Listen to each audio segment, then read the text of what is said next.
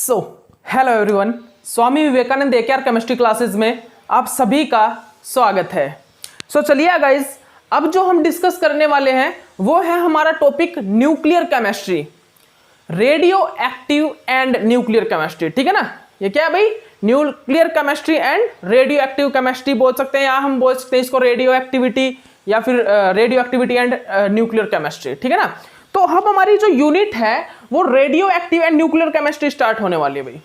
तो मैं आपको बता देता हूं, सबसे इंपॉर्टेंट यूनिट है, मतलब कि एक छोटा पार्ट है, ये इतनी ज्यादा बड़ी भी नहीं है, इतनी बड़ी भी मतलब कि इससे बहुत अच्छा पार्ट आता है सीएसआई नेट जेआरएफ में। 6 मार्क्स टू 8 मार्क्स का यहां से आएगा ही आएगा, 6 से 8 मार्क्स का। ठीक है ना, लिख लीजिए आप लिख लीजिए यहाँ पे 4+2, एक क्वेश्चन 4 का आ जाएगा, एक 2 का आ जाएगा, या फिर 4 के आ जाएंगे, या फिर क्या आ जाएंगे 4 के आ जाएंगे। ठीक है ना, तो भाई कंफर्म होता है सीएसआई नेट जेआरएफ के अंदर, मतलब रेडियो केमिस्ट्री से, रेडियो एक्टिविटी केमिस्ट्री से, न्यूक्लियर केमिस्ट्री से क्वेश्चन पुटअप होगा ही होगा। और आपने देखा हो मैजिक नंबर से क्वेश्चन आता है 4 मार्क्स में या 2 मार्क्स में, मैजिक नंबर से क्वेश्चन आ जाता है कि भाई यहां पर मैजिक नंबर बताइए कौन कौन से हैं, या ये मैजिक नंबर क्या होते हैं आपको सभी को भी पता लगेगा। मैजिक नंबर बस अभी आपको यही बताऊंगा कि मैजिक नंबर, अब देखिए यहां पर भी केमिस्ट्री में मैजिक होंगे। ठीक है ना, तो ये क्या है, मैजिक नंबर से भी क्वेश्चन आता है। न्यूक्लियर केमिस्ट्री जो मास्टर्स हैं, मास्टर्स जो कर चुके हैं उनको पता होगा मैजिक नंबर्स का मतलब क्या होता है, जिन्होंने इनऑर्गेनिक केमिस्ट्री से किया उनको भी पता होगा। ठीक है ना, ऑर्गेनिक केमिस्ट्री वालों को तो नहीं पता होगा मैजिक नंबर्स का। ठीक है ना, लेकिन इनऑर्गेनिक केमिस्ट्री वालों के न्यूक्लियर केमिस्ट्री थी तो उनको पता होगा वैसे, लेकिन मास्टर्स जो कर चुके हैं या कर रहे हैं उनको पता होना चाहिए मैजिक नंबर किस चीज के लिए हम यूज करते हैं। ठीक है ना, अभी तो ये मैजिक नंबर, मैजिक वर्ड ही बोलूंगा, लेकिन थोड़ी देर बाद इसका मतलब भी समझाऊंगा कहां पर हम मैजिक नंबर्स का यूज करते हैं। ठीक है ना, ठीक है, तो देखिए न्यूक्लियर केमिस्ट्री में हम किस चीज को स्टडी करेंगे जनरली, आप कुछ समझ रहे हो न्यूक्लियर केमिस्ट्री में? ये न्यूक्लियर वर्ड ही यूज कर रहे हैं, सिर्फ हम nuclear word, radio activity word use कर रहे हैं। ठीक है ना, तो न्यूक्लियर केमिस्ट्री में हम जनरली न्यूक्लियस की स्टडी करते हैं। जो हमारी न्यूक्लियर केमिस्ट्री होती है उसके अंदर हम न्यूक्लियस की स्टडी करते हैं। और रेडियो एक्टिविटी क्यों बोली, रेडियो एक्टिविटी क्यों बोला हमने, यहां पर हम मैक्सिमम उन एटम्स की स्टडी भी करेंगे जो जनरली क्या है, जो न्यूक्लियर केमिस्ट्री में यूज होते हैं। वो कौन से एटम होते हैं? रेडियो एक्टिव एलिमेंट्स होते हैं, रेडियो एक्टिव एटम होते हैं। वो क्या होते हैं? रेडियो एक्टिव एलिमेंट्स होते हैं, जिनके कारण हम जनरली इसको ये भी बोल रहे हैं रेडियो एक्टिविटी केमिस्ट्री। ठीक है ना, यहां पर हम एलिमेंट्स की रेडियो एक्टिविटी को भी स्टडी करते हैं, कब इमिशन होगा, वो जो रेडियो एक्टिव एलिमेंट होते हैं वो रेडियो एक्टिव वेव्स जो रिलीज करते हैं ना, इमिशन करते हैं, एब्जॉर्ब करते हैं, तो वो हम यहां पर ही स्टडी करेंगे न्यूक्लियर केमिस्ट्री में। और जनरली आपने सबसे बेटर एटम स्टडी भी किया हो, जैसे कि न्यूक्लियर एनर्जी के लिए यूज करते हैं हम यूरेनियम। क्या यूरेनियम की ही तो रिएक्शन कराते हैं, वहां पर ही तो रेडिएशन निकलती है, रेडियो एक्टिव वेव निकलती है न्यूक्लियर रिएक्शन से, और वो किसकी कराते हैं? यूरेनियम की रिएक्शन कराते हैं, उसमें ही तो निकलती है। यूरेनियम ही तो ब्रेक होता है, बहुत फास्टली रिएक्ट करता है वो यूरेनियम का छोटा सा पार्ट मतलब तबाह कर सकता है सब कुछ, ये आपको भी पता है। उसका अगर यूरेनियम को हम रिएक्ट करा दें, उसकी एक्टिव फॉर्म को एक्टिवेट करा दें उसको, और उसको मतलब उसका बॉम्बार्डमेंट करवा दें, तो आप सभी को पता क्या होगा, आप सभी को ही पता है क्या होगा, मिनटों में मतलब कि सेकंडों के अंदर तबाह कर देगा सब कुछ। ठीक है ना, ओके, तो देखिए गाइस, अब हम यहाँ पर न्यूक्लियर केमिस्ट्री की स्टडी करने जा रहे हैं। ठीक है ना, अब हम यहाँ पर किस चीज को?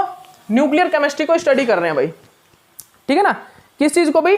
न्यूक्लियर केमिस्ट्री को। तो लिख लीजिए आप सभी स्टूडेंट लिख लीजिए, ये क्या है? ये एक ब्रांच है केमिस्ट्री के, this is a branch of chemistry which deals with the study of nucleus. ये केमिस्ट्री की ब्रांच है जिसके अंदर हम न्यूक्लियस के बारे में स्टडी करते हैं। It is also known as the nuclear chemistry. ठीक है ना, ये केमिस्ट्री की ब्रांच है जिसके अंदर हम न्यूक्लियस के बारे में स्टडी करते हैं। It is also known as the nuclear chemistry. ठीक है ना, तो मैं एक चीज और कहना चाहूंगा, देखिए हम बिल्कुल भी स्लो नहीं चलेंगे क्योंकि हमारे पास इतना टाइम नहीं है, अब हम फास्ट करेंगे। ठीक है ना, अब हम जितना हो सकेगा मैं आपको फास्ट कराऊंगा। ठीक है ना, उसके बाद देखिए, हम सबसे पहले क्या करते हैं, हम न्यूक्लियस की स्टडी करने से पहले एटम की स्टडी करते हैं। पहले हम क्या करते हैं? एक एटम की स्टडी करते हैं। ठीक है ना, तो जनरली एटम क्या होता है भाई? हम एक न्यूक्लियस की स्टडी करने से पहले एक एटम की स्टडी करते हैं, तो जनरली आप सभी को बताइए भाई एटम क्या होता है? एटम किन चीजों से बनता है भाई? एटम एक न्यूक्लियस प्लस सराउंडिंग से, न्यूक्लियस प्लस सराउंडिंग से क्या बनता है? एटम बनता है। सराउंडिंग क्या होता है? Extra nuclear part, extra nuclear part. Surrounding क्या होता है भाई, एक्स्ट्रा न्यूक्लियर पार्ट होता है। सराउंडिंग क्या होता है, एक्स्ट्रा न्यूक्लियर पार्ट होता है, ठीक है ना।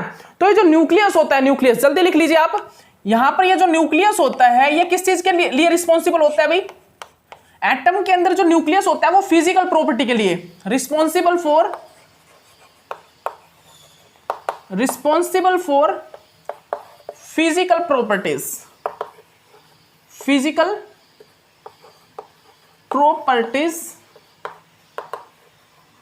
Properties of atom. तो आप सभी लिख लीजिए, जो हमारा क्या होता है यहां पर, जो न्यूक्लियस होता है वो फिजिकल प्रॉपर्टी के लिए रिस्पॉन्सिबल होता है, और जो हमारा सराउंडिंग होता है, क्या भाई, सराउंडिंग पार्ट बोल सकते हो आप, ठीक है ना। जो हमारा सराउंडिंग होता है भाई, और यहां पर जो हमारा सराउंडिंग होता है वो रिस्पॉन्सिबल होता है किस चीज के लिए, जो सराउंडिंग होता है वो किस चीज के लिए रिस्पॉन्सिबल होता है भाई, surrounding responsible for chemical properties. क्या भाई, केमिकल प्रॉपर्टीज के लिए रिस्पॉन्सिबल होता है। Surrounding is responsible for chemical properties, ठीक है ना। ओके, सो हम यहां पर क्या देखते हैं, जो ये न्यूक्लियर केमिस्ट्री होती है, उस न्यूक्लियर केमिस्ट्री के अंदर हम ओनली स्टडी किस चीज की करते हैं, न्यूक्लियस की करते हैं। न्यूक्लियर केमिस्ट्री के अंदर हम ओनली न्यूक्लियस की स्टडी करते हैं, ठीक है ना। तो हम क्या देखते हैं भाई, हम क्या करते हैं, all property of nucleus is defined by this branch, this chemistry branch, ठीक है ना। तो हम यहां पर क्या देखते हैं कि यहां पर जो ये केमिस्ट्री है, ये केमिस्ट्री की जो ब्रांच है, ये सभी प्रॉपर्टी ऑफ न्यूक्लियर, मतलब ऑल प्रॉपर्टी ऑफ न्यूक्लियस ये ब्रांच के द्वारा डिफाइन की जाती है। केमिस्ट्री की ये जो न्यूक्लियर केमिस्ट्री वाली ब्रांच है, इस ब्रांच के द्वारा न्यूक्लियस की सभी प्रॉपर्टी को डिफाइन किया जाता है, और न्यूक्लियर केमिस्ट्री के अंदर हम न्यूक्लियस की ही स्टडी करते हैं, ठीक है ना। लिख लीजिए आप, मैं पॉइंट टू पॉइंट लिखवा रहा हूं आपको। देखिए, जो भी नोट्स मैंने बनाए हुए हैं और आपको पॉइंट टू पॉइंट कैसे नोट डाउन करवाना वो सब कुछ करा रहा हूं मैं, ठीक है ना। ओके, तो इसके बाद क्या लिखना आपको, सराउंडिंग रिस्पॉन्सिबल होती है किसके, केमिकल प्रॉपर्टी ऑफ एटम के लिए। तो और उसके बाद क्या, न्यूक्लियर केमिस्ट्री में हम ओनली न्यूक्लियस की स्टडी करते हैं, ये मैंने आपको बता दिया है, ठीक है ना। तो all properties of nucleus is defined by the this branch of chemistry. इस ब्रांच, ये जो केमिस्ट्री की ब्रांच है, इस ब्रांच और इस केमिस्ट्री की ब्रांच से हम न्यूक्लियस की सभी प्रॉपर्टी को डिफाइन करते हैं। ओके ओके, उसके बाद देखिए हम क्या करेंगे, साइज ऑफ एटम। देखिए साइज, हम साइज करेंगे भाई, ये न्यूक्लियस जो होता है, जो यहां पर हमारा जो न्यूक्लियस होता है इसका साइज, और जो हमारा एटम होता है उसका साइज। तो मैं आपको बता देता हूं, जो एटम होता है, एटम जो हमारा वन एटम का साइज क्या होता है, एक एटम का जो साइज है वो होता है 10⁻⁻10 मीटर। और जो एक न्यूक्लियस होता है, और यहां पर जो हमारे पास एक न्यूक्लियस होता है उसका साइज कितना होता है, 10⁻⁻15 मीटर, ठीक है ना। तो एक जो 10⁻⁻10 मीटर जो होता है वो क्या होता है भाई, 1 फेम्टोमीटर के इक्वल, 1 फेम्टोमीटर के इक्वल, ठीक है ना। और जो हमारे sorry 10⁻⁻10 is equal to 1 angstrom, 1 angstrom के इक्वल होता है, 1 एंगस्ट्रॉम के, ठीक है ना, याद रखिएगा। और उसके बाद हम यहां पर क्या स्टडी करते हैं भाई, उसके बाद हम यहां पर क्या स्टडी करते हैं, जो यहां पर 1 न्यूक्लियस होता है, 1 न्यूक्लियस वो 10⁻⁻15 मीटर के इक्वल होता है। इट मींस 1 फेम्टोमीटर के इक्वल, इट मींस ये क्या होता है भाई, 1 फेम्टोमीटर के इक्वल होता है, ठीक है ना। कर लीजिए आप ये सभी, इन सभी चीजों को आप नोट डाउन कर लीजिए अपनी कॉपी में, ठीक है ना। इन सभी चीजों को आप अपनी कॉपी में सभी स्टूडेंट नोट डाउन कर लीजिए भाई, आप सभी स्टूडेंट इन चीजों को अपनी कॉपी में नोट डाउन कर लीजिए। ओके, देख लिया ना भाई। ओके, तो हम क्या देखते हैं यहां पर, हमने क्या देखा यहां पर, साइज, क्या देखा हमने यहां पर, साइज देखा। तो मैं बता देता हूं आपको, जो न्यूक्लियर केमिस्ट्री के अंदर हम न्यूक्लियस की स्टडी करते हैं तो न्यूक्लियस का साइज देखेंगे, तो न्यूक्लियस का साइज जो होता है वो बहुत स्मॉल होता है, very very small size of nucleus, ठीक है ना। तो एटम का साइज जो होता है 10⁻⁻10 मीटर होता है, जो कि इक्वल होता है 1 एंगस्ट्रॉम के, और जो न्यूक्लियस का साइज होता है वो होता है 10⁻⁻15 मीटर, 1 फेम्टोमीटर के इक्वल होता है, ठीक है ना। और अगर हम स्टैटिस्टिकली मींस समझाए, मतलब कि अगर हम आपको स्टैटिस्टिकली मींस मतलब स्टैटिस्टिकली समझाएं इस चीज को, अगर ये जो एटम का साइज बताया मैंने, न्यूक्लियस का साइज बताया, अगर इन दोनों के साइज में मैं बताऊं कि ये भाई एटम का साइज क्या होगा, न्यूक्लियस का साइज क्या होगा, तो हम स्टैटिस्टिकली समझाएं तो बताऊं क्या, आप समझिएगा, देखिएगा। अगर एक एटम 1000 मीटर में है, अगर एक एटम या फिर एटम मत बताइए, आप ये बताइए अगर एक न्यूक्लियस 1 सेंटीमीटर के अंदर है तो एक एटम 1000 मीटर के अंदर होगा। ठीक है ना, मैं क्या बोल रहा हूं, अगर एक न्यूक्लियस कितने सेंटीमीटर के अंदर है, 1 सेंटीमीटर के अंदर, तो हमारा जो एक एटम है वो 1000 मीटर के अंदर होगा। ठीक है ना, 1000 मीटर के अंदर। ठीक है ना, ओके, लिख लीजिए आप सभी, इन पॉइंट्स को नोट डाउन कर लीजिए। इन पॉइंट्स को जो भी मैं लिखवा रहा हूं, इन पॉइंट्स को अच्छे से नोट डाउन कर लीजिए। मैं एक बार रफ कर रहा हूं, इसको रफ कर दीजिए।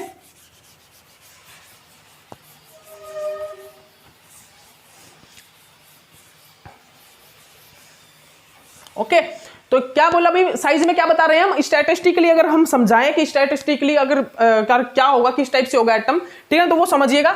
अगर मेरा एक न्यूक्लियस कितने में है भाई, 1 सेंटीमीटर में, 1 सेंटीमीटर में है, तो मेरा जो एटम है, एटम कितने में होगा भाई, एटम 1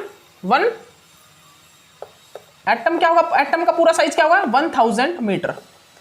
ठीक है ना, एटम का साइज क्या होगा, 1000 मीटर। ठीक है ना, अगर मेरा एक न्यूक्लियस 1 सेंटीमीटर के अंदर है, सेंटर में 1 सेंटीमीटर एरिया उसने कवर कर रखा है, तो एटम जो साइज कवर करेगा वो 1000 मीटर का, 1000 मीटर का क्या करेगा, हमारा एरिया कवर करेगा। इस टाइप से स्टैटिस्टिकली अगर हम समझे तो इस टाइप से होता है हमारा न्यूक्लियस का और एटम का साइज। ठीक है ना, तो मैंने बता दिया ना आपको कि न्यूक्लियस का कितना होता है, 10⁻⁻15 मीटर, मतलब 1 फेम्टोमीटर, और जो हमारा एटम होता है 10⁻10 मीटर साइज होता है उसका। ठीक है ना, ओके, ठीक है ना भाई, क्या होता है 10⁻10 metre is equal to 1 angstrom. ठीक है ना, ओके, तो स्टैटिस्टिकली हमने ये समझ लिया, अगर न्यूक्लियस 1 सेंटीमीटर एरिया को कवर कर रहा है तो हमारा एटम 1000 मीटर एरिया को कवर करेगा। ओके, स्टैटिस्टिकली ये मीन्स है इसका। ठीक है ना, ओके, उसके बाद हम यहां पर क्या करते हैं, यहां पर देखते हैं कि आखिरकार न्यूक्लियस का साइज इतना छोटा होने के बावजूद भी हमारा जो एटम का टोटल मास होता है वो न्यूक्लियस पे रिटेन करता है। इट मींस वो न्यूक्लियस पे डिपेंड करता है एटम का टोटल मास। देखिए, ये देखिए कितना बड़ा है एटम और कितना छोटा है आपके सामने न्यूक्लियस। और भी छोटा दिखा सकते हो आप इसको आप और भी छोटा दिखा सकते हो, इतना सा दिखा दीजिए बस। ठीक है ना, ये भाई बाहर से आपको आवाज आ रही होगी, उसकी माफी चाहता हूं। ठीक है ना, लेकिन बस दिक्कत है कोई। ठीक है ना, काम चल रहा है, उसको भी रोक नहीं सकते। ठीक है ना, तो यहाँ पर क्या है, यहाँ पर क्या देखते हैं हम कि भाई एटम का साइज, एटम का टोटल मास, एटम का जो टोटल मास होता है वो न्यूक्लियस के मास पे डिपेंड करता है। ठीक है ना, इतना छोटा होने के बावजूद भी न्यूक्लियस के मास पे डिपेंड करता है। ठीक है ना, उसके बाद हम यहां पर क्या देखते हैं, एक एटम जो है वो आइंस्टीन ने क्या बताया था, जो एटम है वो क्या होता है भाई, आइंस्टीन सर मतलब ये सर ही बोलिए। ठीक है ना, ओके, तो यहां पर क्या, ये देखिए न्यूक्लियस है, ये उन्होंने क्या बताया कि हमारे पास क्या होता है भाई, पार्टिकल नेचर। तो ये क्या है, एक प्रकार से पार्टिकल नेचर। ठीक है ना, ये क्या है भाई, ये हमारे पास पार्टिकल नेचर। ठीक है ना, पार्टिकल नेचर उन्होंने बताया कि एटम का क्या है भाई, पार्टिकल नेचर होता है। ठीक है ना, ये देखिए इलेक्ट्रॉन दिखा दीजिए इस टाइप से। ठीक है ना, ओके, पार्टिकल नेचर। तो दो नेचर होते हैं, एक तो होता है पार्टिकल नेचर, कैसा, पार्टिकल नेचर, और एक होता है वेव नेचर। वेव नेचर में कैसा शो होता है भाई, वेव नेचर में ये देखिए न्यूक्लियस है तो ये इस टाइप से शो होगा।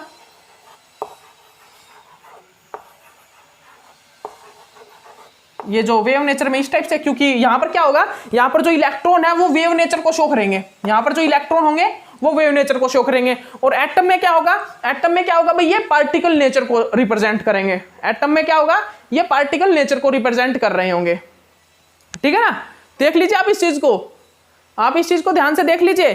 यहां पर क्या बताया मैंने, जो एटम है वो जनरली आइंस्टीन सर ने हमको पता है कि एटम जो पार्टिकल नेचर और वेव नेचर दोनों में होता है। ठीक है ना, दो नेचर शो करता है, तो पार्टिकल नेचर में इस टाइप का होता है और वेव नेचर में इस टाइप का होता है। इलेक्ट्रॉन वेव नेचर शो कर रहे हैं, यहाँ पर पार्टिकल की टाइप में, पार्टिकल में ऐसा नेचर शो कर रहे हैं। ओके, तो याद रखिएगा। यूज देखिए, अब यूज देखिए, यूज लिख लीजिए आप सभी यूज लिख लीजिए। जो हमारा ये जो न्यूक्लियर केमिस्ट्री, इसका कहां पर यूज हुआ, न्यूक्लियर केमिस्ट्री का। देखिए, न्यूक्लियर केमिस्ट्री का यूज जनरली एग्रीकल्चर में, ह्यूमन बॉडी के अंदर जो हमारे रेडियो एक्टिव एलिमेंट्स होते हैं, रेडियो एक्टिव एलिमेंट्स को डाला जाता है ह्यूमन बॉडीज के अंदर, उसमें भी हमारे न्यूक्लियर केमिस्ट्री का ही यूज होता है।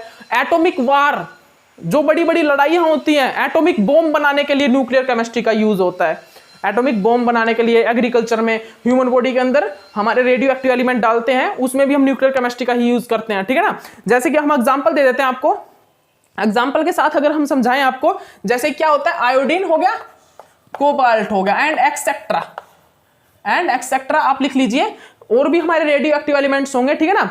ओके, तो हम क्या करते हैं, आयोडीन कोबाल्ट को हमारी बॉडी के अंदर डाल देते हैं। हमारे बॉडी के अंदर जिस भी पार्ट की हमें इमेज चाहिए ना, जिस भी पार्ट की हमको इमेज चाहिए, क्या चाहिए भाई, हमारे बॉडी में जिस भी पार्ट की हमें इमेज चाहिए, ये हमारी बॉडी है,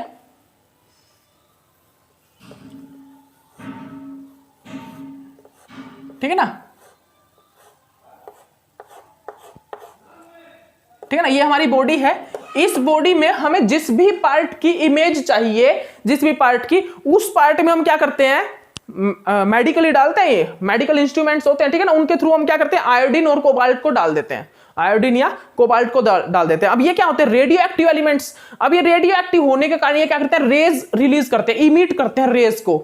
अब ये रेज निकालेंगे, उस रेज के द्वारा हम क्या करते हैं, उस पार्ट की इमेज निकाल लेते हैं, अंदर की इमेज, जो अंदर की एक्सरे टाइप से हम बोलते हैं ना, जो एक्सरे, ठीक है ना, एक्सरे तो डायरेक्ट आ जाता है, लेकिन अगर हमें क्या करना हो, अगर हमें क्या करना हो, इमेज निकालना हो इस रेडियो एक्टिव एलिमेंट से, तो बॉडी के पार्ट में इसको डाल देते हैं, और वहां से क्या करते हैं, रेज निकलती हैं, और उस रेज से क्या होता है, हमारा उस बॉडी का पार्ट की इमेज आ जाती है। उस बॉडी के पार्ट, जिस पार्ट में डाला है हमने, अंदर डाला है, उस बॉडी के पार्ट की इमेज बन जाएगी, उस बॉडी के पार्ट की इमेज बन जाती है, ठीक है ना। ओके, तो याद रखिएगा इस चीज को, जनरली आप याद रखिएगा, ठीक है ना। वो जो रेडियो वेव्स होती हैं, क्या होती है भाई, वो रेडियो वेव्स होती हैं जो वो बॉडी के उस पार्ट से बाहर निकलती हैं और हमें एक इमेज देती हैं, ठीक है ना। तो इस चीज को आप अच्छे से अपने कॉपी में नोट डाउन कर लीजिए सभी स्टूडेंट, इस चीज को आप सभी स्टूडेंट अपनी कॉपी में अच्छे से नोट डाउन कर लीजिए। वो जो रेडियो एक्टिव वेव्स होते हैं वो बॉडी के उस पार्ट से बाहर निकलेंगी और क्या हमें एक इमेज दे देंगे। उसके बाद हम यहाँ पर क्या करते हैं, ये तो एक प्रकार से इंट्रोडक्शन था एक न्यूक्लियर केमिस्ट्री का, जनरली न्यूक्लियर केमिस्ट्री क्या होती है। न्यूक्लियर केमिस्ट्री में हम पहले किस चीज को, एटम को स्टडी करते हैं, न्यूक्लियस क्या होता है, सराउंडिंग क्या होता है, ठीक है ना। ओके, न्यूक्लियर केमिस्ट्री में न्यूक्लियस की स्टडी करते हैं, सभी प्रॉपर्टी कैसे पता लगती है इसमें, फिजिकल प्रॉपर्टी, केमिकल प्रॉपर्टी के लिए कौन रिस्पॉन्सिबल होता है, साइज क्या होता है, ठीक है ना, साइज के बारे में मैंने आपको यहाँ पर डिफाइन किया, ठीक है ना। और स्टैटिस्टिकल मीन्स बताए मैंने साइज के, ठीक है, स्टैटिस्टिकली मीन भी मैंने आपको सभी ये यहाँ पर डिफाइन किया है, ठीक है ना। उसके बाद मैंने आपको पार्टिकल नेचर, वेव नेचर ये बताया, ठीक है ना। अब हम क्या करेंगे, एग्जाम पॉइंट ऑफ व्यू से स्टडी करेंगे, एग्जाम पॉइंट ऑफ व्यू से। तो देखिए एग्जाम पॉइंट ऑफ व्यू अगर हम स्टडी करें, एग्जाम पॉइंट ऑफ व्यू से न्यूक्लियर केमिस्ट्री को अगर स्टडी करते हैं, तो देखिए यहाँ पर क्या है भाई, लिख लीजिए आप, 3 टॉपिक इज वेरी मेन, मतलब मोस्ट इंपॉर्टेंट, 3 टॉपिक्स बहुत ज्यादा इंपॉर्टेंट है, लिख लीजिए आप उसको। इमिशन क्या है, इमिशन, बाइंडिंग एनर्जी और रेडियो एक्टिव डीके, लिख लीजिए भाई। आप इन तीनों टॉपिक को लिख लीजिए, अपनी कॉपी में नोट डाउन कर लीजिए। क्या है, सबसे पहला जैसे कि इमिशन, ठीक है ना। सेकंड नंबर पे क्या है, एब्जॉर्प्शन, सॉरी क्या है, बाइंडिंग एनर्जी, क्या है भाई, बाइंडिंग एनर्जी। सेकंड नंबर पे क्या है, बाइंडिंग एनर्जी, ठीक है। थर्ड नंबर पे क्या है, थर्ड नंबर पे क्या है, radioactive decay, radioactive decay, third number पे क्या है, रेडियो एक्टिव डीके। तो देखिए यहां पर जो फर्स्ट नंबर पे वो क्या है, इमिशन, इमिशन जो हम स्टडी करेंगे आगे, ठीक है ना। और सेकंड नंबर पे बाइंडिंग एनर्जी, फिर रेडियो एक्टिव डीके। ये 3 ऐसे इंपॉर्टेंट पॉइंट है जहां से आपके सामने क्वेश्चन आएगा ही आएगा। इन पार्ट से आपके सामने क्वेश्चन पुट अप होगा ही होगा, गारंटीड है। इन पार्ट से आपके सामने क्वेश्चन जरूर जरूर पुट होने वाला है भाई, ठीक है ना। तो इन तीनों पार्ट को आप लिख लीजिए, बेसिक से नोट डाउन कर लीजिए, लिख लीजिए आप, नोट कर लीजिए सबसे इंपॉर्टेंट पार्ट, ठीक है ना। उसके बाद देखिए न्यूक्लियस की स्टडी करने के लिए हमने कुछ एक मतलब कि जो न्यूक्लियस है ना, न्यूक्लियस, उस न्यूक्लियस की प्रॉपर्टीज को डिफाइन करने के लिए हमने कुछ एक मॉडल्स को स्टडी किया, ठीक है ना। सुनिएगा ध्यान से, न्यूक्लियस की स्टडी करने के लिए हमने कुछ एक मॉडल्स किए, कुछ एक थ्योरी की, ठीक है ना। यहां पर क्या करते हैं हम, सम मॉडल इन डिफाइन न्यूक्लियस, ठीक है ना। हम बोल सकते हैं न्यूक्लियस की स्टडी करने के लिए, न्यूक्लियस को डिफाइन करने के लिए कुछ एक थ्योरी आई, कुछ एक मॉडल आए। तो उस मॉडल के अंदर जो सबसे पहला मॉडल था, सबसे पहला मॉडल वो कौन सा आया भाई, कौन सा, लिक्विड ड्रॉप मॉडल। आप लिख लीजिए वो कौन सा था, लिक्विड ड्रॉप मॉडल। आप समझिए भाई, तो ध्यान से सुनिएगा। जो ये लिक्विड ड्रॉप मॉडल है, इसके अकॉर्डिंग इसने न्यूक्लियस को क्या कहा कि ये बोल रहा था जैसे कि हमारा जो लिक्विड्स होता है ना, लिक्विड, इसके अकॉर्डिंग जो हमारा एटम है, जो न्यूक्लियस है, जनरली इसने एटम को बताया कि इसके अकॉर्डिंग जो हमारा एटम है ना, एक एटम, वो लिक्विड टाइप से बिहेव करता है, वो एक लिक्विड की तरह है। एटम जो है वो लिक्विड की तरह है। क्यों? क्योंकि एटम जो है एक सबसे छोटी इकाई है, बेसिक यूनिट है। एटम क्या है? एटम क्या है? एक टिश्यू की मान लीजिए, या एक मॉलिक्यूल की मान लीजिए, एक सबसे छोटी इकाई है। सेल है, मतलब basic unit of molecule, basic unit of compound, ठीक है ना, एटम ही है ना, ठीक है ना। ओके, तो हमने यहां पर क्या देखा कि भाई जिस प्रकार लिक्विड की सबसे स्मॉल ड्रॉप को इजीली ब्रेक नहीं किया जा सकता, उसी प्रकार एटम की सबसे जो छोटी इकाई होती है उसको हम इजीली ब्रेक नहीं कर सकते, ठीक है ना। इसने क्या कहा? इसने यहां पर जो हमारे लिक्विड ड्रॉप मॉडल, तो लिक्विड ड्रॉप मॉडल, उस लिक्विड ड्रॉप मॉडल के अकॉर्डिंग हमारा जो एटम है वो लिक्विड की तरह बिहेव करता है, ठीक है ना। बिकॉज जैसे कि एटम की सबसे छोटी इकाई जो होती है वो इजीली ब्रेक नहीं करा सकते, लिख लीजिएगा आप, इजी ब्रेक नहीं करा सकते। और हम जो एटम की जो बड़ी इकाई होती है, बड़ा एटम जो होता है, बड़ा एटम, और जैसे कि बड़ा मॉलिक्यूल हो गया, एटम की एक सबसे छोटी इकाई होगी, एक सबसे छोटा एटम हो गया, एक बड़ा एटम हो गया, ठीक है ना। तो हम बड़े एटम को, लार्ज एटम को तो ब्रेक करा सकते हैं इजीली, या फिर लार्ज मॉलिक्यूल को इजीली ब्रेक करा सकते हैं, लेकिन एक सिंगल एटम को ब्रेक कराना बहुत मुश्किल होता है। अगर हम यहां पर ही देखें, यहां पर अगर हम देखें तो यहां पर हम क्या बोल रहे हैं? According to liquid drop model, इसने क्यों बोला? जैसे कि हम लिक्विड की सबसे छोटी ड्रॉप को इजीली ब्रेक नहीं करा सकते, उसी प्रकार हम एटम को इजीली ब्रेक नहीं करा सकते। उसी प्रकार, एक मिनट रुकिए गाइस,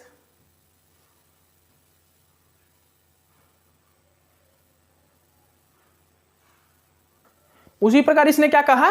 उसी प्रकार जो एटम की सबसे छोटी इकाई होती है, मतलब ये एटम जो होता है, सबसे छोटा जो एटम होता है, उसको हम ब्रेक इजीली ब्रेक नहीं करा सकते। उसी प्रकार इसने क्या? सिमिलर, ये तो जैसे कि एटम है, ये तो जैसे एटम है, ठीक है ना। उसी प्रकार न्यूक्लियस, सिमिलर न्यूक्लियस के लिए भी इसने यही एक्सप्लेनेशन दी कि भाई सबसे छोटा जो न्यूक्लियस होता है, न्यूक्लियस का साइज जितना छोटा होगा उसको हम ब्रेक नहीं करा सकते, लेकिन बड़ा न्यूक्लियस इजीली हम उसको ब्रेक करा सकते हैं, ठीक है ना। लिक्विड ड्रॉप मॉडल में इसने, लिक्विड ड्रॉप मॉडल के द्वारा हमके क्या समझाया कि जो एटम है, जो न्यूक्लियस है, वो एक प्रकार से लिक्विड तरह बिहेव करता है, लिक्विड की तरह बिहेव करता है। बिकॉज जैसे कि लिक्विड की सबसे छोटी ड्रॉप हम इजीली ब्रेक नहीं करा सकते, वैसे ही एटम और जो न्यूक्लियस होता है उसकी सबसे छोटी इकाई, सबसे छोटा एटम, जितना छोटा एटम होगा, जितना छोटा न्यूक्लियस होगा, उसको ब्रेक कराना उतना ही डिफिकल्टी होगा, उसको ब्रेक कराना उतना ही डिफिकल्ट होगा। लेकिन जितना बड़ा होगा न्यूक्लियस या एटम, उसको ब्रेक कराना उतना ही ईजी होगा।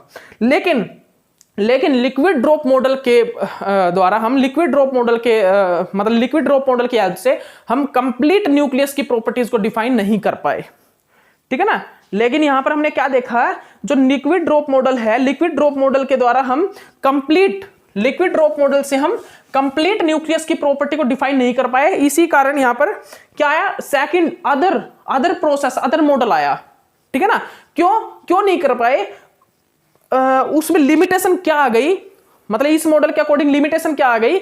इसमें लिमिटेशन ये आई कि भाई आखिरकार इतने छोटे न्यूक्लियस के अंदर न्यूट्रॉन और प्रोटॉन कैसे एग्जिस्ट करते हैं, ये लिमिटेशन आ गई। तो आप सभी को पता है भाई न्यूक्लियस के अंदर क्या होता है? न्यूट्रॉन और प्रोटॉन होते हैं, ठीक है ना। और भाई ये तो बता दिया इसने कि भाई जो सबसे छोटी इकाई होती है न्यूक्लियस की, वो भाई इजीली ब्रेक नहीं होती, लेकिन बड़ी हो जाती है। लेकिन भाई इससे हम, ये तो हमने डिफाइन कर दिया कि ब्रेक नहीं होगी, बड़ी वाली ब्रेक हो जाएगी, लेकिन हम किस चीज को डिफाइन नहीं कर पाए कि न्यूक्लियस जो होता है, उस न्यूक्लियस के अंदर न्यूट्रॉन और प्रोटॉन होते हैं। तो इतने छोटे न्यूक्लियस के अंदर, इतने छोटे साइज ऑफ न्यूक्लियस के अंदर आखिरकार न्यूट्रॉन और प्रोटॉन किस प्रकार एग्जिस्ट कर रहे हैं, इस चीज को हम लिक्विड ड्रॉप मॉडल से डिफाइन नहीं कर पाए। ये लिमिटेशन आ गई यहां पर, मतलब डिफाइन नहीं कर पाए हम, ठीक है ना ये। ओके, तो उसके बाद यहां पर अलग एक मॉडल आया, तो लेकिन उससे पहले आप क्या समझिए, जब एक न्यूक्लियस के अंदर न्यूट्रॉन प्लस प्रोटॉन होते हैं तो हम उसको क्या बोलते हैं?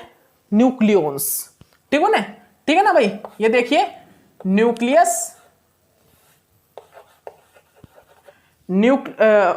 all any particles contain a nucleus, proton and neutron, this is called as a nucleons, ठीक है ना।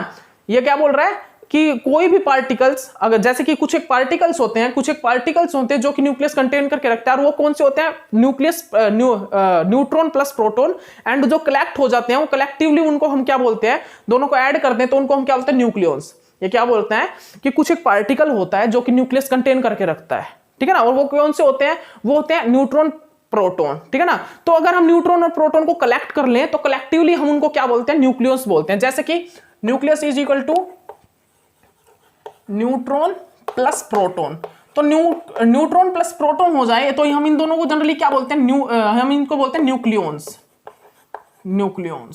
ठीक है ना। हम इन दोनों को जनरली न्यूक्लियॉन्स, न्यूक्लियस तो क्या, न्यूक्लियस तो उस न्यूक्लियस का नेम है, लेकिन कलेक्टिवली इनकी टर्म को क्या बोलते हैं, न्यूक्लियॉन्स बोलते हैं, ठीक है ना। न्यूट्रॉन प्लस प्रोटॉन की कलेक्टिवली टर्म को हम न्यूक्लियॉन्स बोलते हैं। ओके, तो अब हम क्या करेंगे भाई, आखिरकार इस चीज से, इस लिक्विड ड्रॉप मॉडल से तो हम इस चीज को डिफाइन नहीं कर पाए, इतने छोटे न्यूक्लियस के अंदर आखिरकार किस प्रकार हमारा न्यूट्रॉन और प्रोटॉन एग्जिस्ट कर रहा है, इस चीज को हम यहां से डिफाइन नहीं कर पाए, तो अब आखिरकार हम क्या कर सकते हैं, तो अब हम क्या करेंगे भाई, इससे तो हम डिफाइन नहीं कर पाए, तो सेकंड हमने क्या किया, सेकेंडली हमने यहां पर सेकंड नंबर पे हमने क्या डिस्कस किया भाई, क्या चीज हमने स्टडी की यहां पर, बताइए भाई, जल्दी बताइए। आखिरकार यहां से हम इस चीज को तो डिफाइन नहीं कर पाए, तो सेकंड नंबर पर जो हमारा मॉडल आया वो क्या था, सेल मॉडल, ठीक है ना, सेल मॉडल।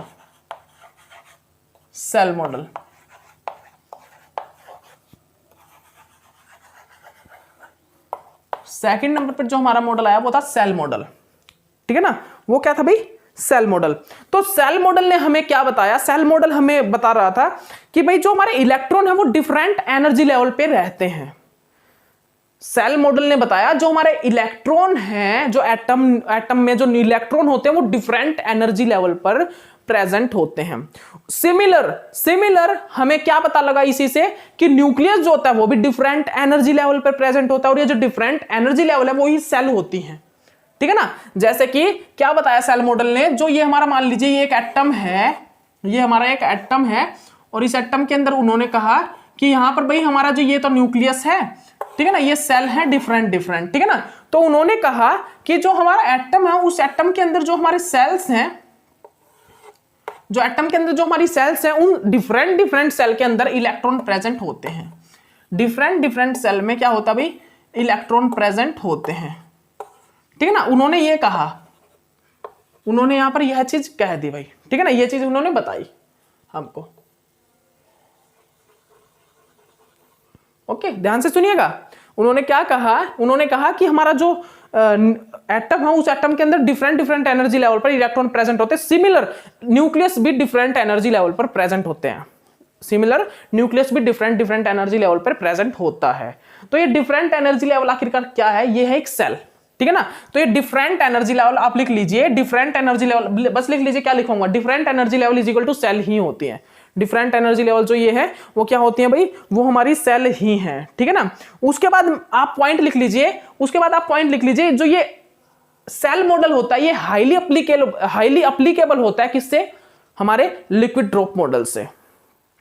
सेल मॉडल जो है वो हाईली अप्लीकेबल होता है, सेल मॉडल जो होता है हाईली अप्लीकेबल होता है, बेटर होता है देन किससे, लिक्विड ड्रॉप मॉडल से। रीजन क्या होता है इस चीज का कि बेटर होता है, तो सुनिएगा, इस चीज को बहुत ध्यान से सुनिएगा, क्योंकि सेल मॉडल जो है, सेल मॉडल के अंदर क्या होता है, न्यूक्लियस जो है, न्यूक्लियस में क्या होता है, जो पीरियोडिक प्रॉपर्टीज होती हैं, न्यूक्लियस के अंदर जो पीरियोडिक प्रॉपर्टीज होती हैं वो एक पीरियड से दूसरे पीरियड्स में थोड़ी मतलब मैच करती हैं, सेम होती हैं, ठीक है ना। क्योंकि सेल मॉडल्स क्या है, सेल मॉडल क्यों बेटर है लिक्विड ड्रॉप मॉडल से, क्योंकि हमारा जो सेल मॉडल से हमें क्या पता लगता है, सेल मॉडल से हमें यह पता लगा कि जब हम न्यूक्लियस के अंदर, जब हम एक पीरियड से दूसरे पीरियड के न्यूक्लियस में जा रहे हैं, सेल मॉडल से हमें क्या पता लगा, ध्यान से सुन लीजिए, कि जब हम एक पीरियड से दूसरे पीरियड के न्यूक्लियस के पास जा रहे हैं, तो भाई जो पहले वाला न्यूक्लियस है और जो सेकंड न्यूक्लियस जिसके पास हम गए हैं, वहां पर जो पीरियोडिक प्रॉपर्टीज हैं, उसकी जो पीरियोडिक प्रॉपर्टीज हैं वो आपस में थोड़ा मैच कर रही हैं, जिसके द्वारा हम उसको इजिली डिफाइन कर सकते हैं, जिसके कारण हम उसको थोड़ा सा इजीली डिफाइन कर सकते हैं। इसी कारण जो हमारा सेल मॉडल है वो बेटर होता है किस चीज से, लिक्विड ड्रॉप मॉडल से।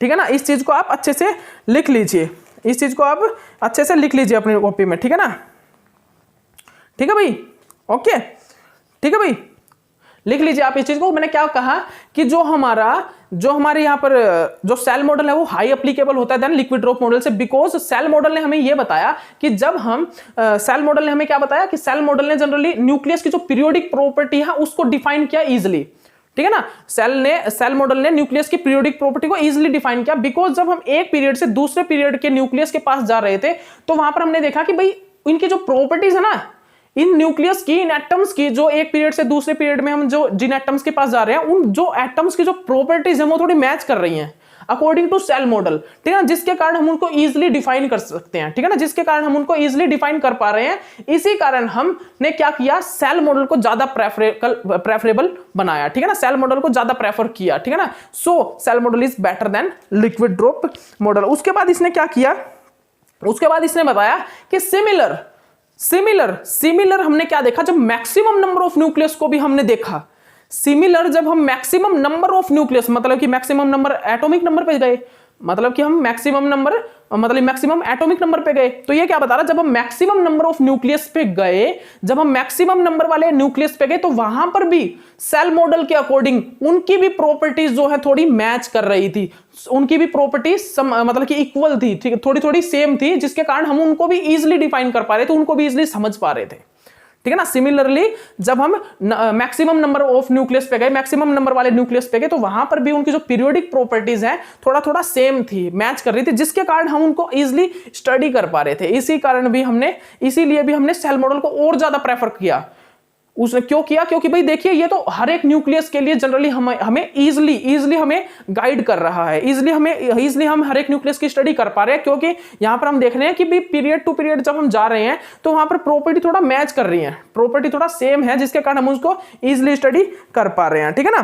तो यहां पर जो सेल मॉडल के according different type of shells होती हैं, different type of energy levels होते हैं, ठीक है ना। तो यहां पर हमने क्या देखा भाई, यहां पर जो सेल मॉडल के according to shell model these are showing the different type of energy level. जो सेल्स की होते हैं, वो जो सेल्स होते हैं वो डिफरेंट टाइप की होती हैं, सेल जो होती है different type of energy level contain करके रखती हैं, ठीक है ना। जैसे कि हमने यहां पर क्या किया भाई, यहां पर हमने एक ए एटम ले लिया, उसने क्या किया, वो जनरली वो क्या था, एक अनस्टेबल था, जिसके कारण उसने क्या किया, रेडियो एक्टिव डीके किया। रेडियो एक्टिव डीके का मतलब आप समझ जाओगे क्या है। Radioactive decay generally radiation को इमिट करता है, जनरली क्या करता है, इमिशन करता है, ठीक है ना। तो ये इमिट करके किस में चला गया, बी में गया, बी में। अब ये जो बी था ना, ये भी अनस्टेबल था, बिकॉज ये हाईली एनर्जेटिक था, ठीक है ना, high energy,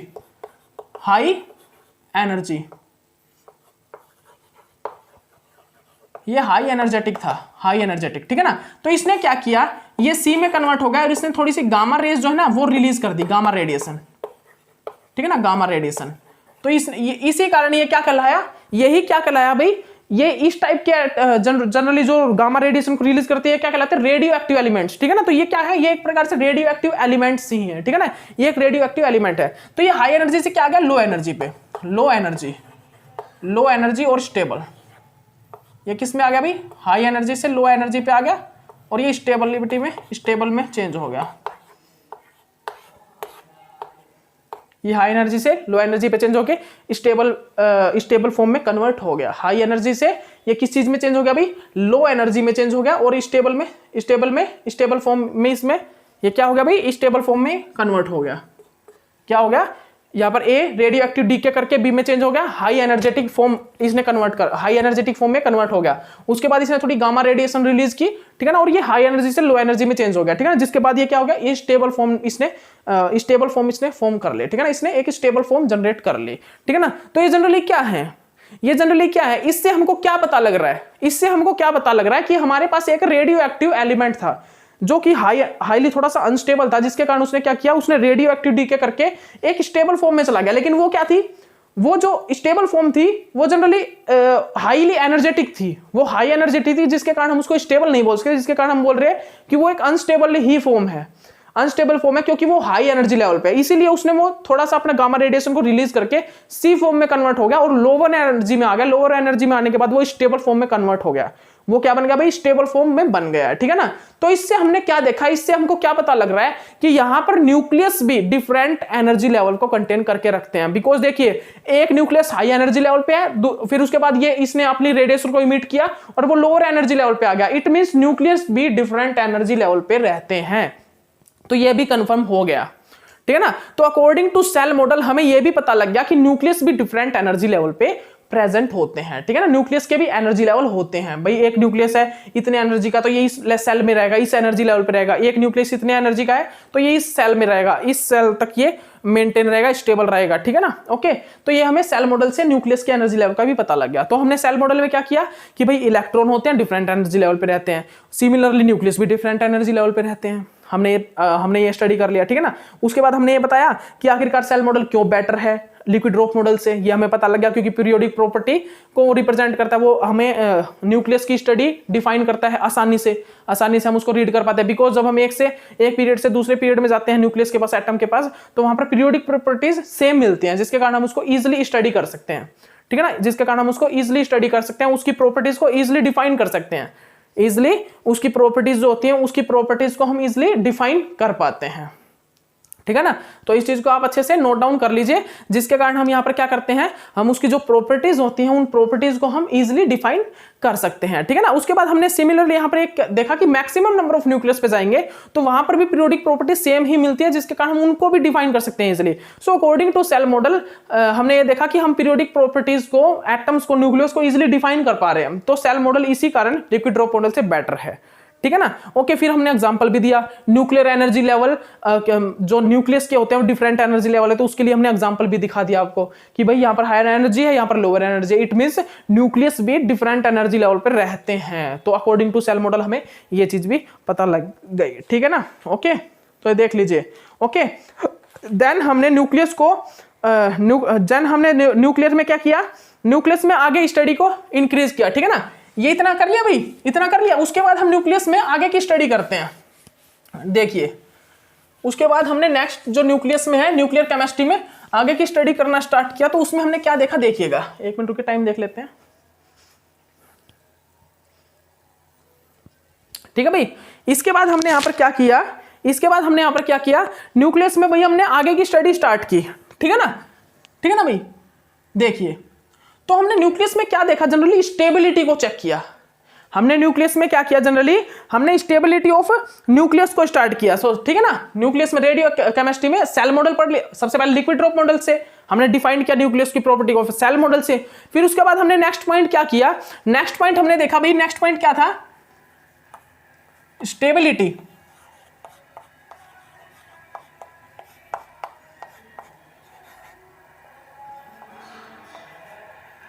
stability of nucleus.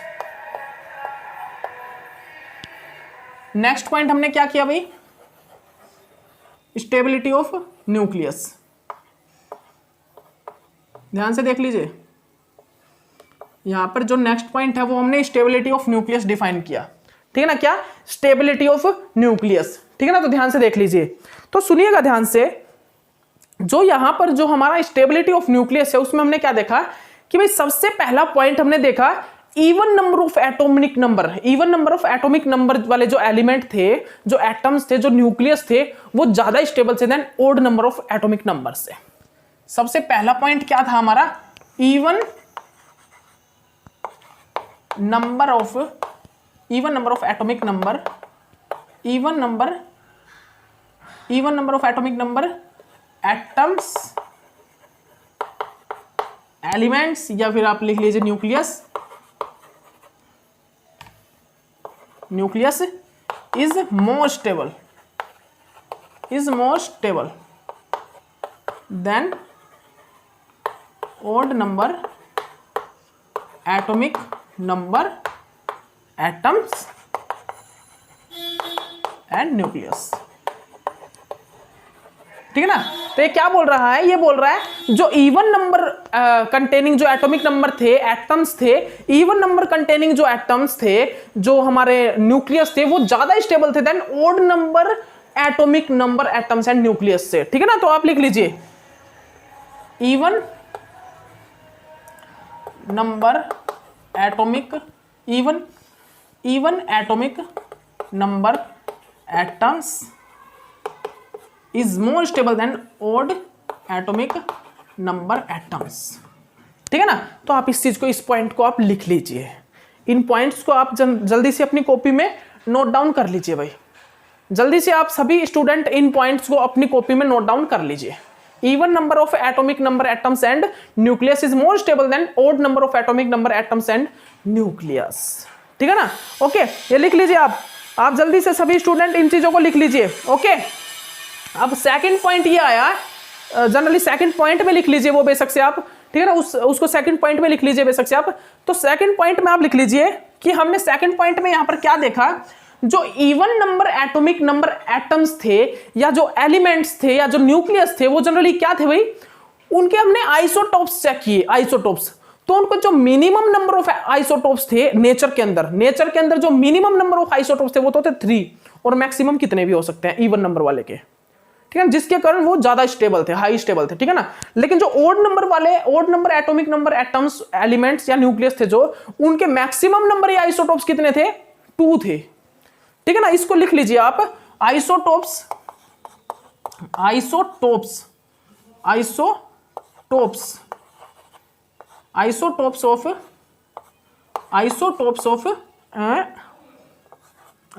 Of लिख लीजिए आप, आइसोटोप्स ऑफ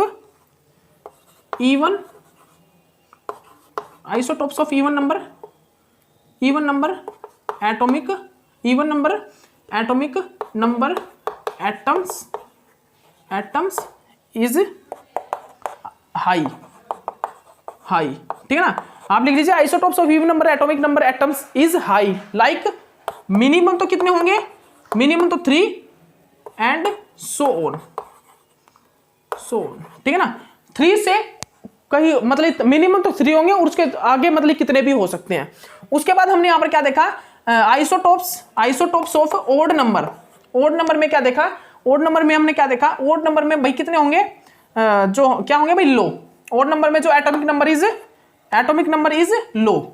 ठीक है ना, लो मतलब कि वहां पर मैक्सिमम कितने होते हैं, 2 होते हैं। आप इन पॉइंट्स को लिख लीजिए। हमने क्या देखा, जो even number atomic number atoms elements nucleus जो होते हैं, वहां पर हमने क्या चीज चेक की, वहां पर जो हमारे एटम्स होते हैं, वहां पर जो हमारे आइसोटोप्स होते हैं भाई, even number atomic number atoms में, एलिमेंट्स में, न्यूक्लियस में जो आइसोटोप्स होते हैं, उनके आइसोटोप्स मिनिमम तो 3 होते हैं और मैक्सिमम कितने भी हो सकते हैं, लेकिन हमारे जो ओड नंबर में, जो हमारे ओड नंबर, क्या बोल रहा हूं, जो हमारे odd number atomic number atoms nucleus elements जो होते हैं, उनके जो आइसोटोप्स होते हैं वो मैक्सिमम ही 2 होते हैं। उनकी नेचुरल अबंडेंस बहुत कम होती है इवन वाले से। इसी कारण यहां पर even is more stable than odd होते हैं। Even number atomic number atoms nucleus elements is more stable than odd number atomic number atoms nucleus elements. ठीक है ना। तो इस चीज को आप सभी स्टूडेंट अपनी कॉपी में नोट डाउन कर लीजिए भाई। आप सभी स्टूडेंट इस चीज को अपनी कॉपी में नोट डाउन कर लीजिए। ठीक है ना। तो हमने क्या बताया, even number atomic number atoms nucleus elements is more stable than odd number atomic number atoms nucleus elements. Reason, क्योंकि भाई नेचुरल अबंडेंस जो होती है वो किसकी ज्यादा होती है, even number atomic number atoms की होती है, क्योंकि उसके आइसोटोप्स ज्यादा होते हैं than odd number atomic number atoms nucleus से। ठीक है ना। ओके, इस चीज को आप जल्दी से अपनी कॉपी में नोट डाउन कर लीजिए। तो फाइनली कंक्लूजन जो निकल के आया, वो कंक्लूजन यही निकल के आया, even number atomic number atoms nucleus is more natural abundance than odd number atomic number nucleus atoms. ठीक है ना। फाइनली हमारा ये कंक्लूजन निकल के आ गया। ठीक है ना। ये हमारा एक कंक्लूजन निकल के आ गया सामने। ये हमारा क्या निकल के आ गया अभी, ये हमारा एक कंक्लूजन सामने हमारे निकल के आ गया। ठीक है ना। ये हमारा एक कंक्लूजन निकल के आ गया सामने।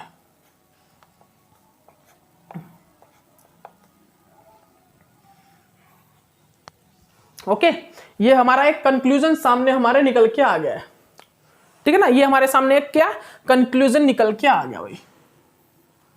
ओके, ठीक है भाई। इसके बाद हम क्या स्टडी करते हैं, देखिएगा। इसके बाद हम यहां पर क्या स्टडी करते हैं कि अगर जो मेरा न्यूक्लियस है, इसके बाद हम यहां पर क्या स्टडी करते हैं, थर्ड वाला जो पॉइंट है, पॉइंट नंबर थर्ड जो है वो क्या है, अगर मेरा न्यूक्लियस, लिखिएगा, अगर मेरा न्यूक्लियस क्या कंटेन करके रखे, क्या कंटेन करके रखे, नंबर ऑफ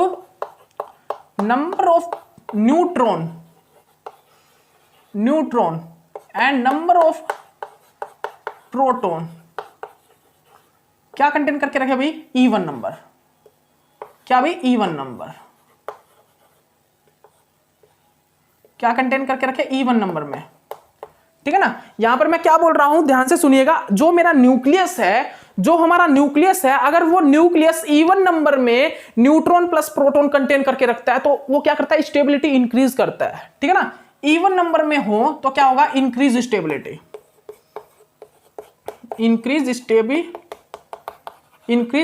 ऑफ न्यूक्लियस। इसके बाद यहां पर क्या होगा, इंक्रीज होगी स्टेबिलिटी ऑफ न्यूक्लियस, तो ये आपने भी देख लिया है। अगर हमारे जो क्यों होता है, इंक्रीज क्यों होती है, because natural abundance of even number atomic number atoms nucleus elements is more than odd number atomic number atoms elements nucleus, ठीक है ना। क्योंकि जो नेचुरल अबंडेंस होती है वो इवन नंबर वाले एटॉमिक नंबर्स एटम्स की ज्यादा होती है than odd number atomic number atoms से, ठीक है ना। इसी कारण अगर मेरा न्यूक्लियस इवन नंबर में न्यूट्रॉन और प्रोटॉन को कंटेन करके रखता है तो वो ज्यादा स्टेबल होगा। अगर मान लीजिए न्यूट्रॉन कंटेन करके रख रहा है और प्रोटॉन भी कंटेन करके रख रहा है, क्योंकि हमारा न्यूक्लियस होता है, जो न्यूक्लियस क्या कंटेन करके रखता है, न्यूट्रॉन प्लस प्रोटॉन, ठीक है ना। ओके, तो न्यूट्रॉन और प्रोटॉन दोनों की संख्या अगर इवन में है, जैसे कि मान लीजिए जैसे हमारा लेड होता है, लेड में क्या होता है 208 और 82, तो यहां पर जो इसकी संख्या आती है, न्यूट्रॉन होते हैं भाई कितने, प्रोटॉन कितने होते हैं 82 और न्यूट्रॉन कितने होते हैं, आप माइनस कर दीजिए किसमें से, ये देखिए आएगी संख्या 126 आएगी, तो यहां पर ये न्यूट्रॉन हो गए, ठीक है ना। तो दोनों ही इवन में है और ये मैजिक नंबर वाले भी काउंट हो रहे हैं, ठीक है ना, ये मैजिक नंबर में भी आ रहे हैं, ठीक है ना। मैजिक नंबर बताऊंगा क्या होते हैं, वो स्पेशल संख्या होती है, वो बता दूंगा आपको, ठीक है ना। तो ये क्या है, ये इवन नंबर में है दोनों, प्रोटॉन भी न्यूट्रॉन भी, तो इनकी क्या होती है, स्टेबिलिटी इंक्रीज हो जाती है, ठीक है ना। तो अगर दोनों ही इवन में हो, ठीक है ना, अगर न्यूट्रॉन और प्रोटॉन क्या हो, न्यूक्लियस के अंदर इवन नंबर में हो, तो वो क्या करते हैं, इंक्रीज कर देते हैं स्टेबिलिटी को। क्या बोल रहा हूं, ध्यान से सुन लीजिए, अगर न्यूक्लियस के अंदर जो मेरा न्यूट्रॉन और जो प्रोटॉन है वो अगर इवन नंबर में हो तो स्टेबिलिटी इंक्रीज हो जाती है, ठीक है ना। क्योंकि आपको पता ही है, क्योंकि इवन नंबर वाले जो एटम्स होते हैं उनका क्या होता है, वो उनके आइसोटोप ज्यादा होते हैं ओड नंबर वाले एटम्स से। ओके, तो ये पॉइंट भी आप जल्दी से अपनी कॉपी में नोट डाउन कर लीजिए, भाई, ठीक है ना। उसके बाद हम एक टेबल देखते हैं, वो टेबल हमको यही बताती है कि इवन नंबर वाले जो एटम्स हैं, जो न्यूक्लियस है, उनकी जो नेचुरल अबंडेंस है वो ज्यादा होती है, ठीक है ना। वो टेबल हमको यही चीज डिफाइन करेगी। टेबल बना लीजिए, आप एक टेबल बना लीजिए जल्दी से, ये टेबल देखिएगा, ये टेबल बना लीजिए जल्दी। यहां पर क्या होता है अभी, Z डिवाइडेड बाय P, यहां पर Z क्या है, Z क्या है, इफेक्टिव एटॉमिक नंबर, पता है ना आपको, एटॉमिक नंबर, और ये क्या है, प्रोटॉन, Z बाय P, ठीक है ना। इफेक्टिव Z क्या भी, एटॉमिक नंबर जनरली बोल सकते हो आप, ठीक है ना। इफेक्टिव एटॉमिक नंबर बोल दिए, बेसिक से आप एटॉमिक नंबर, ठीक है ना। Z क्या एटॉमिक नंबर, P क्या प्रोटॉन, ठीक है ना। ओके, इसके बाद यहां पर क्या आता है, यहां पर आप लिख लीजिए number of neutron, number of neutron लिख लीजिएगा, ठीक है ना, नंबर ऑफ न्यूट्रॉन। ओके, इसके बाद लास्ट में क्या आता है भाई, लास्ट में क्या आता है, फाइनली लास्ट में क्या आता है भाई, लास्ट में क्या लिखोगे आप, आइसोटोप्स,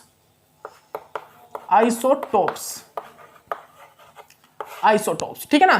तो सुनिएगा, लिखिए, अगर मेरा atomic number divided by proton का जो रेशो है, atomic number divided by proton का जो रेशो है, ठीक है ना, आप या फिर एक काम कीजिए, atomic number divided by proton नहीं लिखेंगे हम क्या लिखेंगे, सुनिएगा ध्यान से, हम क्या लिखेंगे, ऐसे लिख दीजिए, जैसे कि ये हमारा क्या होता है भाई, ये हमारा क्या है, एटम्स है, ये एटम है, तो यहां पर क्या होता है भाई, एटॉमिक नंबर, और यहां पर क्या होता है, प्रोटॉन्स होते हैं, ऐसा ही होता है ना। तो आप लिख सकते हो जनरली इस टाइप से भी, Z P, या फिर आप लिख सकते हो, और क्या लिख सकते हो, Z और P, ठीक है ना, इस टाइप से आप लिख सकते हो, ठीक है ना।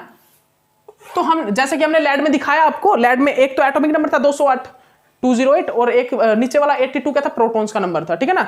तो सुनिएगा ध्यान से, आप इसमें लिखिएगा आप, अगर मेरा प्रोटॉन जो एटॉमिक नंबर है और जो प्रोटॉन है वो क्या है, इवन। एटॉमिक नंबर और जो प्रोटॉन है वो क्या है, इवन है। उनका रेशो भी अगर इवन आ रहा है, या फिर जो प्रोटॉन नंबर और जो एटॉमिक नंबर है वो इवन है, तो हमारे जो न्यूट्रॉन होंगे वो भी क्या होंगे, इवन होंगे। इवन न्यूट्रॉन होंगे, जरूरी नहीं है न्यूट्रॉन इवन ही होंगे। हमने लिख दिया कि अगर ये इवन है और ये भी न्यूट्रॉन भी इवन है, अगर हमारा ये इवन है और न्यूट्रॉन भी इवन है, तो मेरे आइसोटोप्स जो मिले हमको, वो मिले भाई कितने, हमको मिले 155 आइसोटोप्स।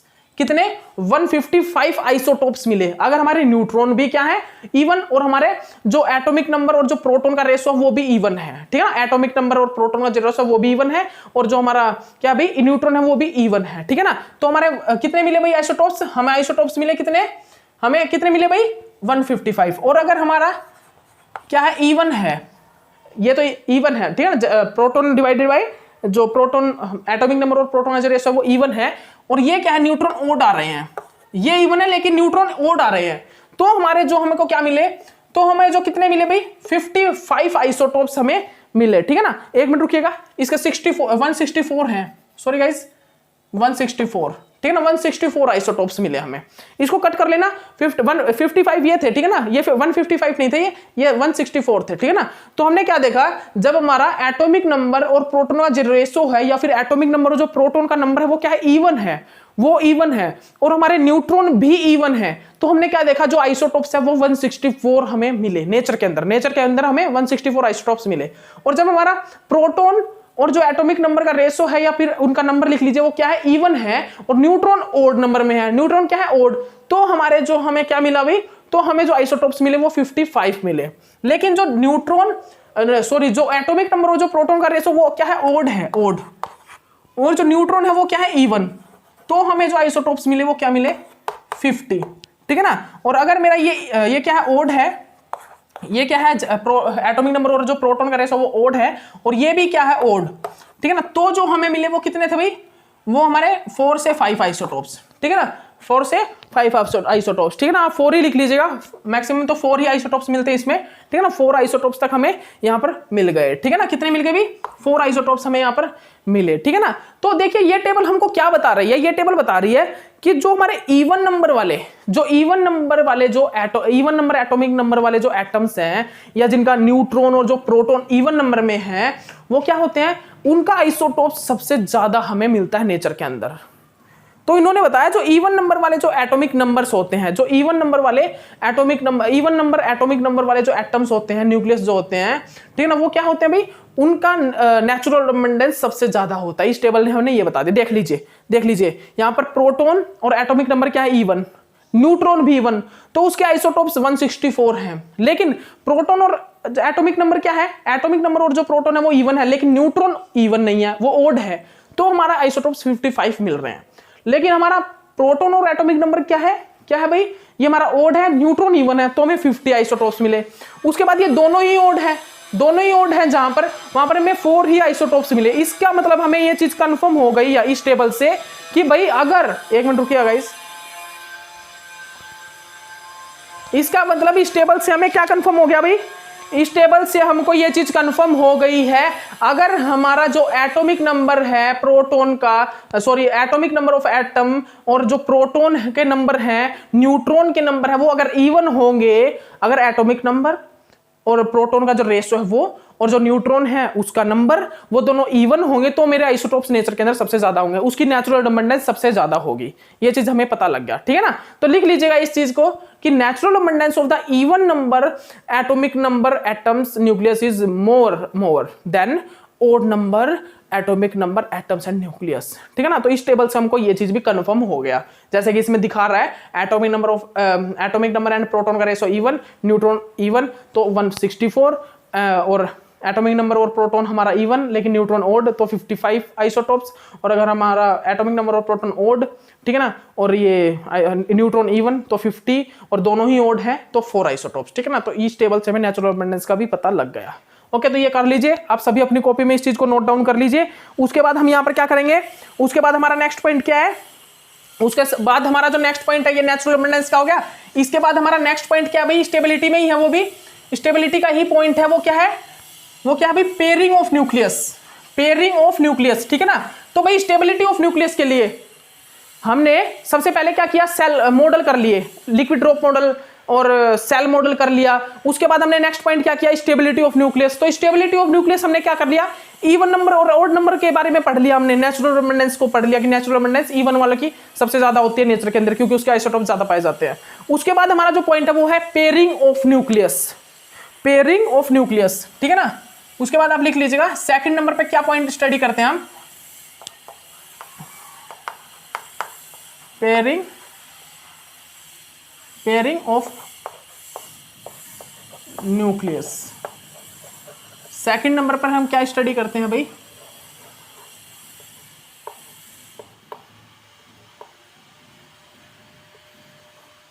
सेकंड नंबर पर हम क्या स्टडी करते हैं, पेयरिंग ऑफ न्यूक्लियस। तो बस मैं इसके बारे में बताऊंगा आपको, उसके बाद नेक्स्ट लेक्चर में ही करा पाएंगे। टाइम हो चुका है भाई, नेक्स्ट लेक्चर में ही हो पाएगा मेरे को पता है, लेकिन मैं बता देता हूं आपको। देखिए पेयरिंग ऑफ न्यूक्लियस में हम क्या स्टडी करते हैं, जैसे कि हम ये स्टडी करते हैं भाई, इलेक्ट्रॉन इलेक्ट्रॉन आपस में पेयरिंग में रहते हैं। जब एक इलेक्ट्रॉन की स्पिन ऊपर की तरफ है, जैसे कि ये देखिए इलेक्ट्रॉन है भाई, ये ऊपर की तरफ है और सेकंड इलेक्ट्रॉन आया उसकी नीचे की तरफ होगी। तो अगर हमारे इलेक्ट्रॉन पेयरिंग में रहते हैं तो वो एक दूसरे की पेयरिंग को क्या करते थे, कैंसिल आउट कर देते हैं एक दूसरे की स्पिन को, ठीक है ना। एक दूसरे की स्पिन की वैल्यू की डेल्टा, मतलब ये स्पिन की वैल्यू है, स्पिन की वैल्यू को कैंसिल आउट करके क्या कर देते हैं, जीरो कर देते हैं। और क्या कर देते हैं, स्टेबिलिटी को गेन कर लेते हैं, इंक्रीज कर देते हैं। क्या स्टेबिलिटी, ध्यान रखिएगा, जो हमारे एटम में जो ऑर्बिटल्स में इलेक्ट्रॉन होते हैं, फीलिंग होते हैं, तो वो क्या करते हैं, जब पेयरिंग में होते हैं तो वो एक दूसरे की स्पिन को कैंसिल आउट करके क्या कर देते हैं, स्टेबिलिटी को इंक्रीज कर लेते हैं। उसी प्रकार न्यूक्लियस भी, उसी प्रकार हमारे जो न्यूक्लियस के अंदर जो प्रोटॉन्स होते हैं, प्रोटॉन क्या करते हैं, वो मैग्नेटिक मोमेंट को जनरेट करते हैं।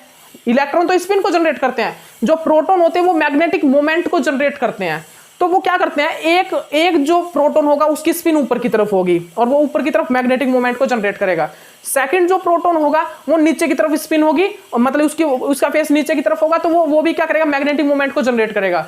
तो जब वो प्रोटॉन जब न्यूक्लियस के अंदर क्या होते हैं, पेयरिंग में होते हैं, तो हम बोल सकते हैं अगर न्यूक्लियस हमारे पेयरिंग में है तो वहां पर क्या होता है, मैग्नेटिक मोमेंट आपस में कैंसिल आउट हो जाता है और स्टेबिलिटी इंक्रीज हो जाती है। स्टेबिलिटी क्या हो जाती है, इंक्रीज हो जाती है, ठीक है ना। स्टेबिलिटी क्या हो जाती है, इंक्रीज हो जाती है। तो हम बोल सकते हैं कि पेयरिंग ऑफ न्यूक्लियस जनरली क्या करता है, इंक्रीज करता है स्टेबिलिटी ऑफ एटम्स को, स्टेबिलिटी ऑफ न्यूक्लियस को। तो हम क्या बोल सकते हैं, जैसे कि इलेक्ट्रॉन पेयरिंग इंक्रीज करती है स्टेबिलिटी ऑफ एटम्स को, उसी प्रकार हमारा पेयरिंग ऑफ न्यूक्लियस भी क्या करता है, इंक्रीज, बिकॉज यहां पर भी जो मैग्नेटिक मोमेंट है आपस में पेयरिंग होने के बाद कैंसिल आउट हो जाता है और स्टेबिलिटी इंक्रीज हो जाती है। लेकिन यहां पर एक चीज आती है भाई, वो क्या आती है कि पेयरिंग ऑफ न्यूक्लियस में ओनली जो पेयरिंग ऑफ न्यूक्लियस होता है ना, पेयरिंग ऑफ न्यूक्लियस वो ही इंक्रीज नहीं करता स्टेबिलिटी ऑफ न्यूक्लियस को, कुछ अदर फोर्स भी लगते हैं स्टेबिलिटी ऑफ न्यूक्लियस को इंक्रीज करने के लिए, ठीक है ना। हम क्या बोल रहे हैं, यहां पर स्टेबिलिटी को इंक्रीज करने के लिए ओनली पेयरिंग ऑफ न्यूक्लियस ही काम नहीं आती, यहां पर कुछ अदर फोर्सेस भी होते हैं, कुछ और फोर्स भी होते हैं जो स्टेबिलिटी ऑफ न्यूक्लियस को इंक्रीज करते हैं। तो वो स्टेबिलिटी को इंक्रीज करते हैं जो अदर फोर्सेस, वो क्या होते हैं उनके बारे में भी हम स्टडी करेंगे। जनरली हम ये चीज बता देते हैं सबसे पहले तो आपको कि आखिरकार इनके बीच में जो फोर्स होता है वो क्या होता है भाई, किस टाइप का होता है वो फोर्स, उसके बारे में भी हम बताएंगे आपको। फिर हम इसके बीच में आपको मैजिक नंबर के भी बारे में बताएंगे, क्योंकि फोर्स को बताने से पहले हम मैजिक नंबर को बताएंगे, ठीक है ना। तो हम यहाँ पर क्या देखते हैं, न्यूक्लियस और न्यूक्लियस के बीच में क्या होता है भाई, क्या होता है न्यूक्लियस और न्यूक्लियस के बीच में, क्या होता है, इंटरेक्शन वगैरह होता है क्या कुछ। तो मैं आपको बता देता हूं, यहां पर कोई इलेक्ट्रोस्टैटिक इंटरेक्शन वगैरह नहीं होता, यहां पर कोई भी इलेक्ट्रोस्टैटिक इंटरेक्शन वगैरह नहीं होता भाई, याद रखिएगा, ठीक है ना। यहां पर कोई भी इलेक्ट्रोस्टैटिक इंटरेक्शन वगैरह जो आप बोल रहे हो वो कुछ भी ऐड नहीं होता यहां पर, ओके।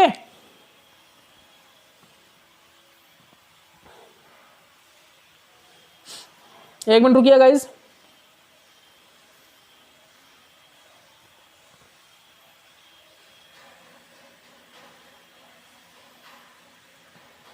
ठीक है ना। तो याद रखिएगा, एक मिनट रुके, टाइम देख लेते हैं गाइस, टाइम हो चुका है, ठीक है ना। अगले लेक्चर में पढ़ाऊंगा, ठीक है ना। तो अभी आपको ये देखना है कि भाई हमारा जो पेयरिंग ऑफ न्यूक्लियस है वो इंक्रीज तो करता है स्टेबिलिटी को, ठीक है ना। पेयरिंग ऑफ न्यूक्लियॉन्स लिख लीजिए, न्यूक्लियस कर लीजिए, जनरली तो आप न्यूक्लियस करोगे क्योंकि न्यूक्लियस थोड़ा करेगा, न्यूक्लियस के अंदर क्या होता है न्यूक्लियॉन्स, तो न्यूक्लियॉन्स की तो होती है पेयरिंग, ठीक है ना। तो जो पेयरिंग ऑफ न्यूक्लियॉन्स होती है वो ही स्टेबिलिटी को इंक्रीज नहीं करती, अदर फोर्सेस भी होते हैं जो इंक्रीज करते हैं, ठीक है ना। ओके, इसके बारे में मैं आपको कंप्लीट डिफाइन करूंगा क्यों नहीं करते कैसे, ठीक है ना। उससे पहले हम मैजिक नंबर के बारे में स्टडी करेंगे, वो नेक्स्ट लेक्चर